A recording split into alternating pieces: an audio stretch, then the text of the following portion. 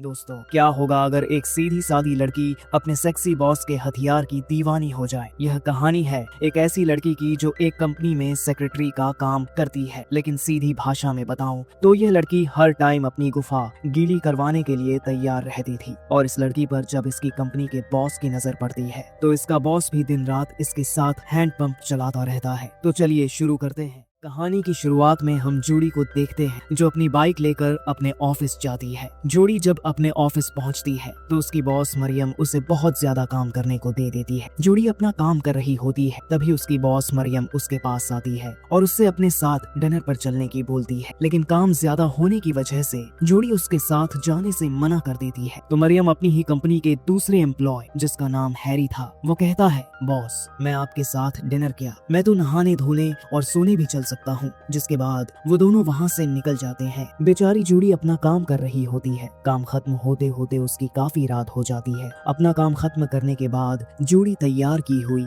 File Maryam की table पर रखकर घर जाने के लिए निकलती है। जब जूडी बेसमेंट में पहुँचती है तो वो देखती है कि उसकी बॉस मरियम और हैरी दोनों एक दूसरे का मूड बना रहे होते हैं। उन्हें देखकर जूडी छुप जाती है और छुपकर उन्हें देखने लगती है, जहाँ हैरी अपनी बॉस की ही गुफा में धमाके कर रहा होता है। भाई साहब, कैसे बताऊं आप लोगों को कि क्या ही नजारा था। मेरे तो हैंड पंप चलाए बिना बाल्टी भर गई। खैर, जूडी भी उन दोनों की एक जिस्म दो जान होते हुए देख रही थी, जिससे उसकी गुफा में भी हलचल होने लगती है और वो बहुत ज्यादा गर्म हो जाती है। इसलिए वो जल्दी से घर आकर अपने अंदर के ज्वालामुखी को शांत करती है। अगले दिन जूडी वापस अपने ऑफिस जाती है, जहाँ वो एक लिफ्ट की हेल्प से ऊपर जाने लगती है। पर लिफ्ट में काफी ज्यादा लोग होते हैं। धीरे धीरे जब लिफ्ट के सारे लोग अपने अपने फ्लोर पर उतर जाते हैं तो जूडी को लिफ्ट में एक स्मार्ट और बड़े हैंड पंप वाला लड़का दिखाई देता है, जो देखने में एकदम जॉनी सन्स जैसा लग रहा था। ये दोनों जब लिफ्ट में होते हैं तो वो अचानक से लिफ्ट खराब हो जाती है, जिससे ये दोनों थोड़ा घबरा जाते हैं और फाइनली ये एक दूसरे से बात करने लगते हैं। तो ये लड़का जूडी से पूछता है, क्या तुम ठीक हो? तो जूडी उससे कहती है, मुझे ज्यादा देर तक लिफ्ट में रहना पसंद नहीं, मुझे जल्दी से यहाँ से निकलना है। और जूडी घबराने लगती है, जिससे वो लड़का उसके पास आकर जूडी को शांत करता है और एक प्यार सा किस भी करता है, जिससे इन दोनों को काफी अच्छा फील होता है। तभी लिफ्ट ऑन हो जाती है और वो अपने ऑफिस के बाहर पहुंच जाते हैं, जहां जूडी की बॉस मरियम उस लड़के को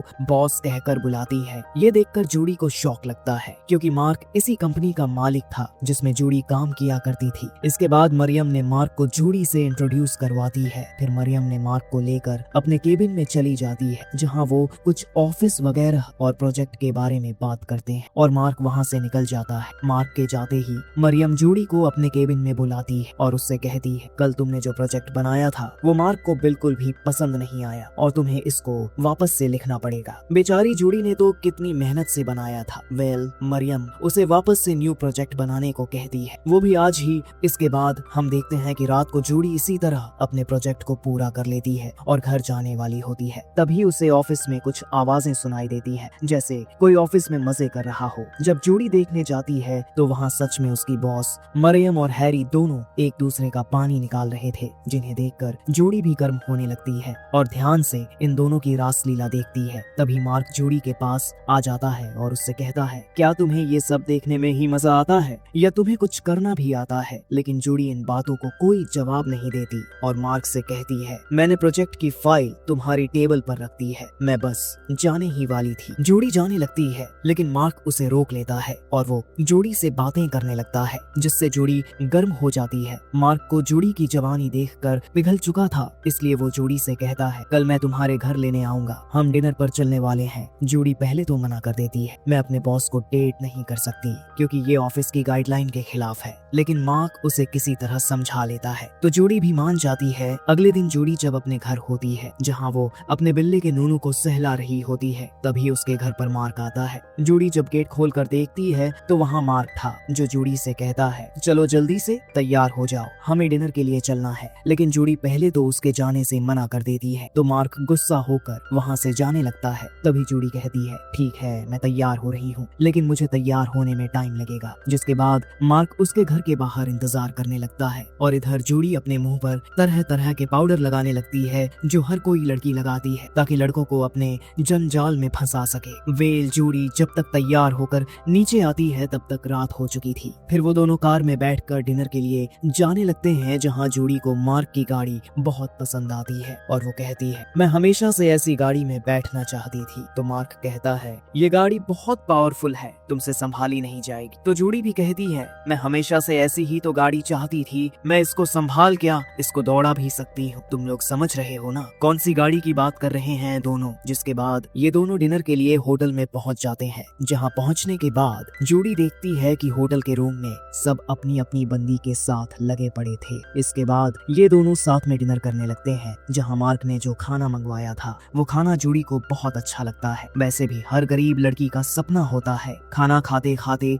मार्क जूडी के पास आकर उसका माहौल बनाने लगता है और देखते ही देखते दोनों गर्म हो जाते हैं। फिर मार्क जूडी को दो लड़कियों को दिखाता है जो आपस में एक दूसरे की गर्म करके ठंडा कर रही थी। उन्हें देखकर मार्क जूडी से कहता है या तो हम इनकी देख सकते हैं या इनके साथ मिलकर हम भी गन्ने का जूस निकाल सकते हैं। जूडी ऐसा माहौल देखकर काफी घबरा जाती है और गुस्सा होकर वहाँ से अपने घर आ जाती है। अगले दिन मार्क वापस से जूडी के घर आता है ताकि वो उसे मना सके। घर आते ही मार्क जूडी को जल्दी से तैयार होने के लिए कहता है तो जूडी थोड़ी घबरा जाती है और उसको मना करने की सोचने लगती है। लेकिन जब वो अपने घर के बाहर मार्क की पोर्चस कार को देखती है तो वो उसके साथ जाने के लिए मान जाती है और जल्दी से तैयार होकर वो मार्क की कार को ड्राइव करती है। इसके बाद वो पूरे दिन वो मार्क के साथ मौज मस्ती करती है। फिर ये दोनों रात को मार्क के घर जाते हैं, जहाँ जूडी ने मार्क का घर देखकर काफी खुश होती है। तो मार्क बताता है ऐसी लाइफ जीने के लिए कीमत चुकानी पड़ती है। तो जूडी पूछती है मुझे भी बता दो कि ऐसी कौन सी कीमत चुकानी पड़ती है। फिर मार्क जूडी से पूछता है क्या तुम मेरे साथ छुपन छुपाई खेलना चाहोगी। तो जूडी भी इसके लिए मान गई थी। फिर ये दोनों धीरे धीरे एक दूसरे को गर्म करने लगते हैं। मार्क माहौल बनाने के लिए जूडी को रूम में लेकर जाता है और धीरे धीरे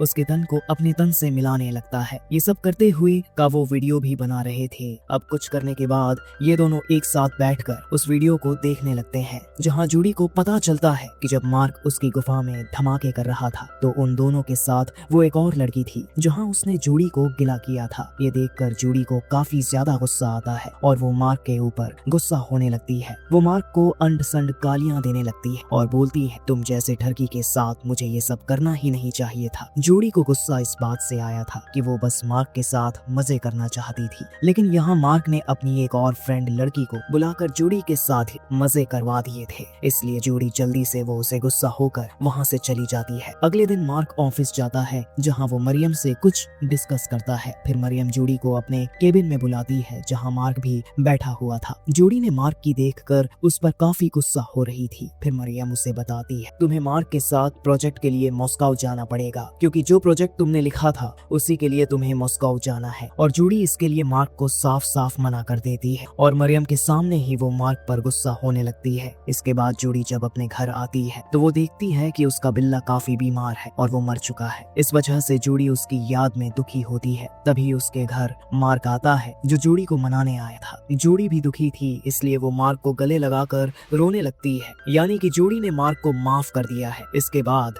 दोनों रात साथ ही गुजारते हैं। अगली सुबह मार्क जूडी के लिए नाश्ता वगैरह बनाता है।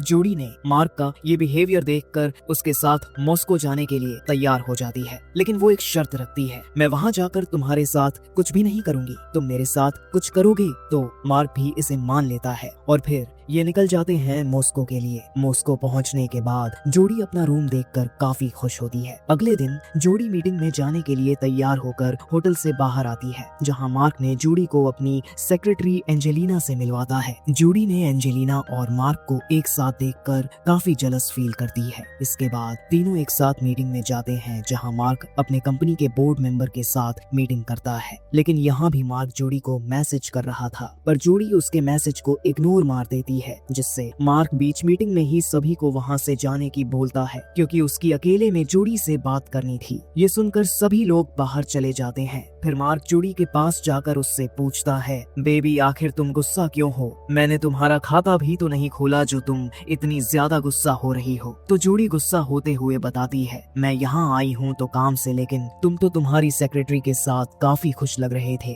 फिर मुझे क्या ये जक मारने के लिए लाए हो क्या? पर मार्क इन सब का कोई लोड नहीं लेता और ये दोनों ऑफिस के अंदर ही एक दूसरे को गर्म करने लगते हैं। भाई साहब क्या सीन चल रहा है। ये मार्क पूरे जोश के साथ जूडी को अपने गन्ने गन्ने का जूस पिलाने लगता है। जोड़ी का खेत गिला होने ही वाला था कि तभी सारे मीटिंग मेंबर अंदर आ जाते हैं और वापस से सभी अपनी मीटिंग स्टार्ट कर देते हैं। अगले सीन में हम देखते हैं कि मार्क ने जोड़ी को अपने साथ एक 5 स्टार होटल में लेकर जाता है, जहां वो हर तरीके से जोड़ी को हरा भरा कर सके और वो सबके सामने ही अपने हाथों से जोड़ी की गुफा को साफ करने लगता है। मूड बनने के बाद दोनों रूम में जाकर एक जिस्म दो जान बन जाते हैं। जब उनका कार्यक्रम खत्म हो जाता है तब अचानक मार्क ने जोड़ी को छोड़कर चला जाता है। दूसरे दिन मार्क जोड़ी के पास आकर उसको छुट्टियों पर जाने की कहता है और उसे बताता है अब से एंजेलिना ही सारा काम संभालेगी। ये सुनकर जोड़ी को बहुत बुरा लगता है, क्योंकि उसे लग रहा था कि रात को जो हुआ वो सब होने के बाद तो उसका प्रमोशन होना चाहिए था, लेकिन यहाँ तो सब उल्टा हो गया। खैर, जोड़ी अपने घर आकर काफी ज्यादा एंजॉय करती है। जोड़ी जब एक पार्टी में जाती है तो उसको वहाँ एक लड़का पसंद आ जाता है, जिसको देखते ही वो साइड में ले जाकर उसके साथ भी मजे कर लेती है। बहन जो ये चल क्या रहा है, जो मिल रहा है उसके साथ ही मौज मस्ती कर लो। अगले दिन जोड़ी अपने पिता के साथ होती है, तभी वो मार्क भी उसको ढूंढते हुए वहाँ आ जाता है। मार्क को वहाँ देखकर जोड़ी को काफी गुस्सा आता है, क्योंकि साले ने इसके साथ मजे करके इसको छुट्टियों पर जो भेज दिया था। जोड़ी मार्क से पूछती है तुम यहाँ क्या करने आए हो? तो मार्क बताता है मुझे तुम्हारी याद आ रही थी और तुम्हें याद कर करके मैंने एक दो बार तो मुट्ठी भी लगा ली, इसलिए मैं यहाँ आया हूँ। तो जोड़ी कहती है ओ क्या बात कही है आपने, जैसे मैं आपकी ये बातें सुनकर आपके गले लग जाऊं। फिर भी मार्क जोड़ी को मनाने लगता है, क्योंकि उसे अभी भी जोड़ी की गुफा में धमाके करना चाहता था। वो जोड़ी से कहता है मैं तुमसे प्यार करता हूँ। ये सुनते ही जोड़ी ने मार्क को माफ कर देती है और वो मार्क को अपने शहर घुमाने लगती है। जब ये दोनों एक साथ बैठकर बातें कर रहे होते हैं तो जोड़ी के पास वही लड़का आता है जिसके साथ उसने रात रंगीन की थी। वो आते ही मार्क को साइड में भेजकर जोड़ी से अकेले में बात करने लगता है। वो जोड़ी से कहता है तुम आज नए लड़के के साथ हो, जबकि कल रात को ही हमने वो सब किया है जो BFCF करते हैं। लेकिन जोड़ी बताती है हम दोनों बस फ्रेंड्स, वो तो कल मुझे चूल मची थी,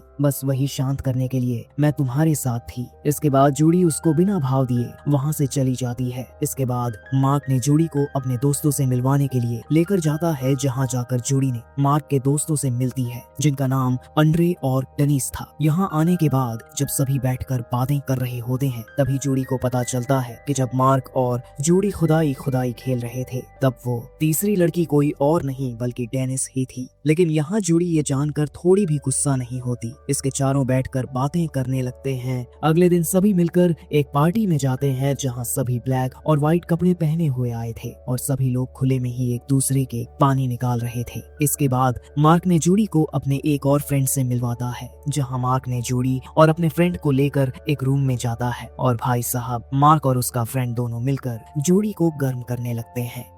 अगले दिन जोड़ी की आंखें घर पर खुलती है। वो इतने नशे में थी कि उसको याद ही नहीं था कि कल रात को उसके साथ क्या हुआ था। वो उठते ही अंड्रे और डेनिस से मार्क के बारे में पूछती है, क्योंकि उसे मार्क कहीं भी नजर नहीं आ रहा था। तो डेनिस बताती है वो यहाँ से जा चुका है। ये सुनकर जोड़ी को दुखी हो जाती है और मार्क की कॉल करती है, लेकिन वो कॉल नहीं उठाता। इससे जोड़ी को बहुत गुस्सा आता है, पर बेचारे कर भी क्या सकती थी, इसलिए वो सीधे अपने घर आ जाती है और अपना गुस्सा शांत करने के लिए वो बॉक्सिंग करने के लिए जाती है, जहाँ जोड़ी की मुलाकात एक लड़की से होती है जिसका नाम निक होता है। वो उसके साथ मिलकर बॉक्सिंग की प्रैक्टिस करने लगती है, यानी कि धीरे धीरे जोड़ी ने निक को बॉक्सिंग भी सिखाती है। इसके बाद जोड़ी अपने ऑफिस जाती है, जहाँ उसकी बॉस मरियम ने जोड़ी का प्रमोशन करके फाइनेंस डिपार्टमेंट में कर देती है। ये सुनकर जोड़ी बहुत खुश होती है और ऐसे ही वो मार्क को भूलकर अपनी लाइफ को जीने लगती है। ऐसे ही एक दिन जोड़ी जब ऑफिस जाती है तो मार्क भी उसके पीछे पीछे जाता है, लेकिन जोड़ी ने मार्क की इग्नोर करती है और उससे बात भी नहीं करती। तो मार्क ने जोड़ी के सामने गिड़गिड़ाने लगता है कि मैं तुमसे प्यार करता हूँ और मुझसे उस दिन गलती हो गई थी। तो जोड़ी उसको अपने घर ले जाती है ताकि आराम से बैठकर बात कर सके। घर जाने के बाद मार्क अपनी दास्तां सुनाने लगता है, मैंने कभी नहीं सोचा था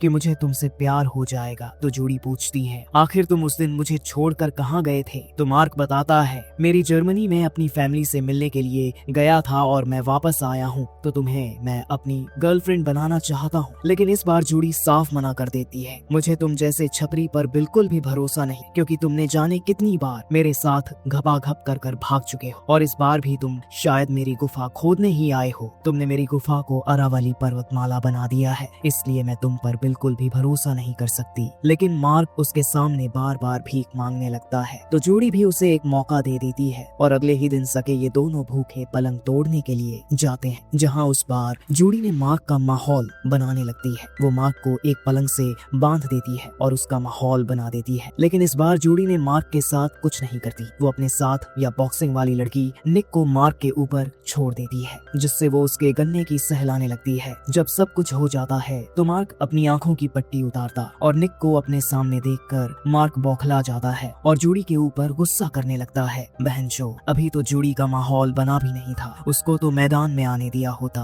मार्क ने जूडी को छोड़कर वहाँ से चला जाता है। अगले दिन जूडी को पता चलता है कि जिस निक को वो लेके आई थी, दरअसल वो पहले से ही मार्क की जीएफ थी। ये जानकर जूडी हमेशा के लिए मार्क से ब्रेकअप कर लेती है और उसकी कंपनी को भी छोड़कर वापस अपने पिता के पास आ जाती है, जहाँ वो अच्छे से अपनी लाइफ को एंजॉय करने लगती है। अगर तुम्हें यह कंटेंट पसंद आया तो फिल्मी गुरु को सब्सक्राइब करो, ताकि तुम्हें हर एक मूवी एक्सप्लेनेशन का वीडियो सबसे पहले मिले। फिर मिलते हैं नेक्स्ट वीडियो में। Thanks for watching.